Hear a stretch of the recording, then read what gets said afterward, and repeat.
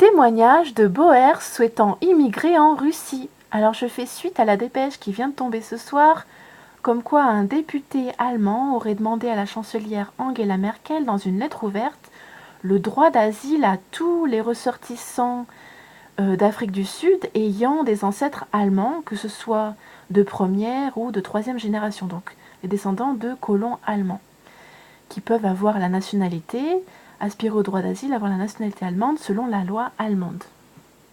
Je vous mettrai le lien de cet article dans la description, sachant que c'est une dépêche qui vient de tomber, donc l'article n'est pas très détaillé pour l'instant.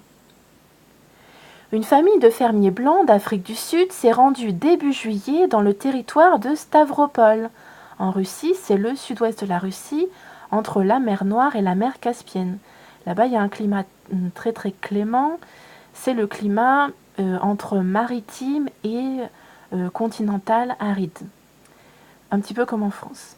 Pour étudier le potentiel de la région, voire y déménager définitivement. J'ai fait déjà 2 vidéos sur le sujet, je vous y renvoie. La loi sur la confiscation des terrains pousse les fermiers sud-africains d'origine européenne à quitter le pays. Sputnik s'est entretenu avec une famille de fermiers. Que se passe-t-il en Afrique du Sud et comment les Boers pourraient-ils s'installer en Russie, à destination des régions chaudes?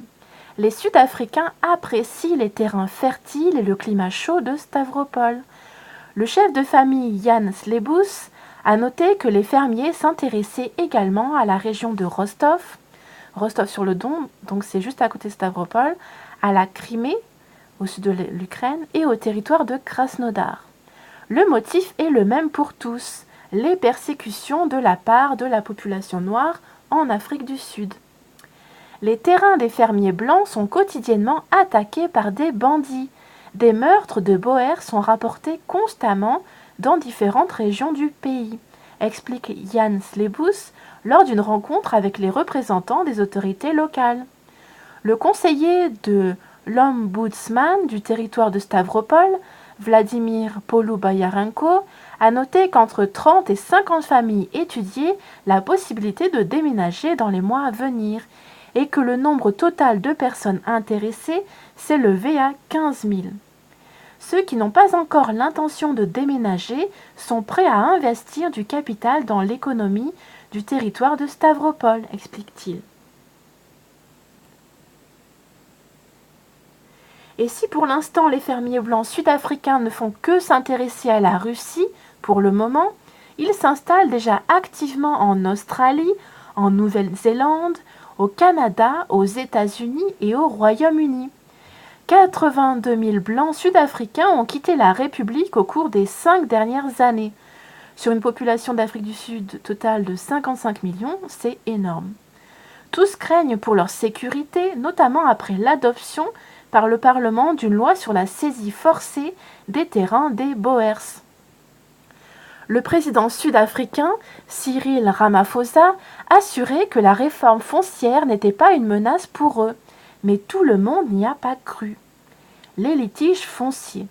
Le fait est que la population, aussi bien blanche que noire, estime être le propriétaire légitime du terrain. Sachant que les fermiers d'origine européenne pensent avoir davantage de droits, ce sont leurs ancêtres venus du Portugal, des Pays-Bas, de France et d'Allemagne, il y a plus de 300 ans, qui ont commencé à le cultiver. Les descendants des colons sont des Afrikaners, donc c'est le terme des Pays-Bas néerlandais pour nommer les descendants des colons et leurs descendants. Ce sont les fermiers qui sont surtout préoccupés par les terrains. Ils se qualifient de Boers et considèrent qu'en absence de leurs ancêtres européens, ce territoire serait encore une terre vierge. C'est un outrage de dire aux Boers que l'Afrique du Sud n'est pas leur patrie. Ils ont travaillé trop longtemps et durement pour cultiver les terrains qui ne sont pas adaptés pour cela. Pour qu'un fermier blanc déménage quelque part, pour cela doivent survenir des circonstances particulières, explique Anna, la femme d'un fermier local, dans une interview accordée à Sputnik. La population blanche a toujours existé à part en Afrique, Et en 1948, le Parti national d'Afrique du Sud, se trouvant au pouvoir, a proclamé la politique de l'apartheid.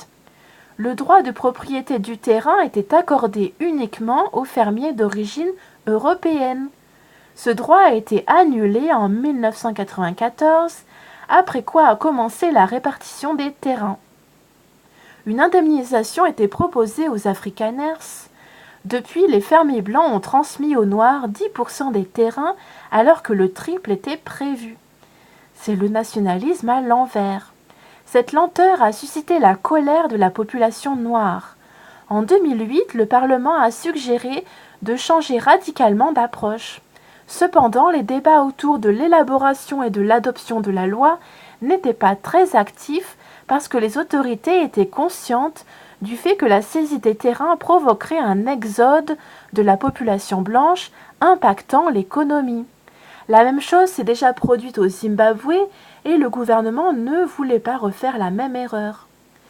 Le document d'expropriation du terrain a été approuvé par le Parlement seulement en mai 2016, tout en précisant que les parcelles des fermiers blancs étaient confisquées au profit de l'État, mais que les anciens propriétaires recevraient une indemnité.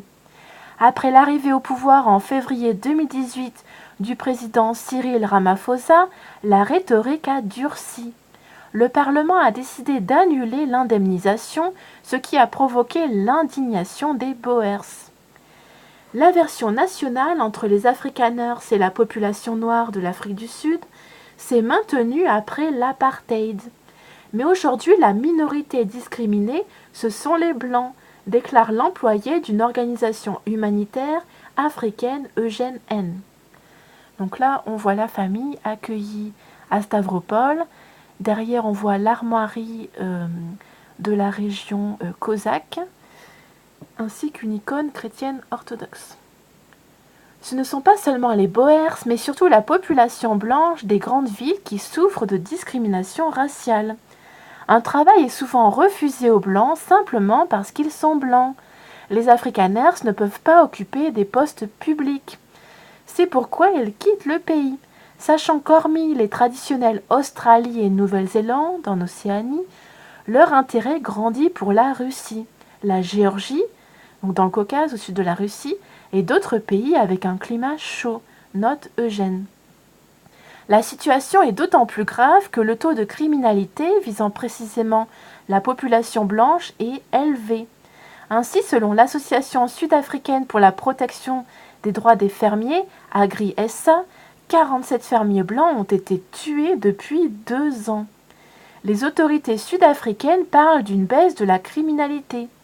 Et c'est en partie vrai, car dans les années 2000, jusqu'à 100 blancs étaient tués chaque année, déclare la collaboratrice d'une organisation internationale en Afrique du Sud, Michel. Les politiciens à la recherche du profit. Les interlocuteurs sud-africains expliquent la réticence de dévoiler leurs noms et fonctions par les craintes pour leur société. Ils s'entendent à dire que la loi sur l'expropriation des terrains ne sera pas adoptée à court terme. Les débats autour de cette loi sont bénéfiques pour tous. Les partis représentant les intérêts de la population noire cherchent à attirer de nouveaux partisans. Les partis de la minorité blanche négocient habilement des concessions à leur profit, souligne Eugène. La situation en Afrique du Sud est bien décrite dans le roman de l'écrivain sud-africain John Maxwell Coetzee Disgrace. Il semble que la population blanche et noire vit, communique et se déteste dans un temps perdu. Mais hélas, cela se produit aujourd'hui, conclut Michel, et de citer l'un des héros du livre de Coetzee. Les gens ne se répartissent pas en principaux et secondaires. Il est crucial de le comprendre aujourd'hui pour l'Afrique du Sud. À plus.